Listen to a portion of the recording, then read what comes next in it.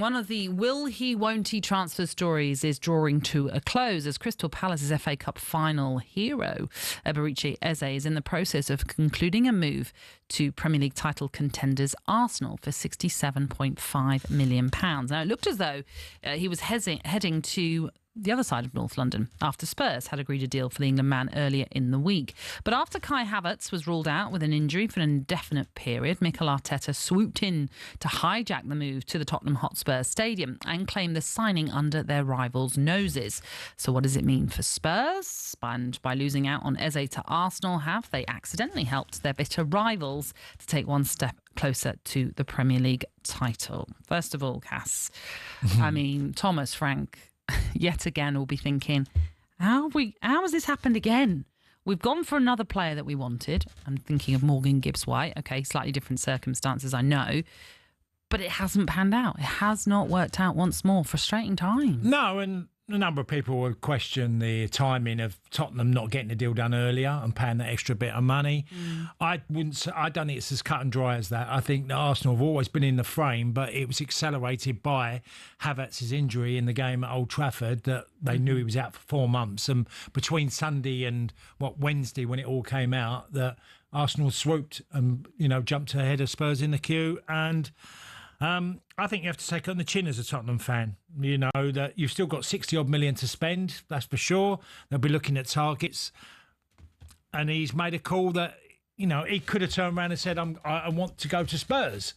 But he didn't. He's the link with Arsenal and obviously the success of being in the Champions League. And I know Spurs are as well, but just generally fighting for the title. It's played its part. And Newcastle found out all summer, if you keep going after targets that clubs that are fighting to win things, you're probably going to lose. Like Ekitike, going to Liverpool and, Shesko, or they will lose. So Spurs have had to experience that. But I don't think it's the be-all and end-all. Sometimes you lose targets. Many clubs have lost players. Remember Suarez, when he could have gone from Liverpool to Arsenal and it didn't come about because of that silly £1 offering 40 million and a pound. Arsenal, could have had a deal done then. They made a mistake. Tottenham have made one this window for sure. Would he have... it could have been the agents could have still been in dialogue with Arsenal, even over all them months, about what does it need to be done to get it over the line. And of course, when it happened with Havertz, I just think it just made Arsenal react really quick. Let's hear from Thomas Frank then, who naturally was asked about the situation in his pre-match press conference, and he seemed a little bit nonplussed, saying he only wants to sign players who want to play for the club. There's been a lot of rumours. Linked a lot of players, also players I'm thinking, oh, he's been linked with us, oh, interesting, but a lot of times where there's definitely nothing in it. So that's part of the business we talked about before. There must be someone out there that thinks it's good fun to put the rumours out there. But anyway, there'll be a lot of links. There has been a lot of links. There'll be a lot of links in the future. And so just to generalise that, to make it very, very clear, I don't want any players that don't want to come to the club.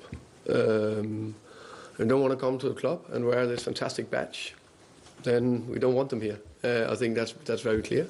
And also pretty sure that the fans will feel the same. If they don't want to put the fantastic shirt over their head, play for the badge, play for the club, really enjoy it, no problem. Then we don't want them there. So I think that's a key message. I know that's something you would echo. Oh, absolutely. You've got to have players who are totally committed to the cause of what they can do for Spurs or Arsenal, wherever they go to. He's made a call. He's gone to Arsenal. Tottenham have moved on very quickly, and I think that's fair enough. That happens. Just a word then on Eze at Arsenal. Where do you see him fitting in with the whole Kai Havertz thing? Because obviously, you could talk... He has that free role, doesn't he, at Palace a little bit more. But number 10 is Martin Ødegaard. We know that. So that's probably unlikely. He's going to dislodge him. So he's going to be playing out towards the left more? Well, I think essentially he's better. Saka either. He's got Martinelli and Trossard in that position. For the first time, he will be challenged for his shirt if he's not playing well. If he comes in, and he is a very gifted footballer. No one's got any question about his talent. He's hugely talented.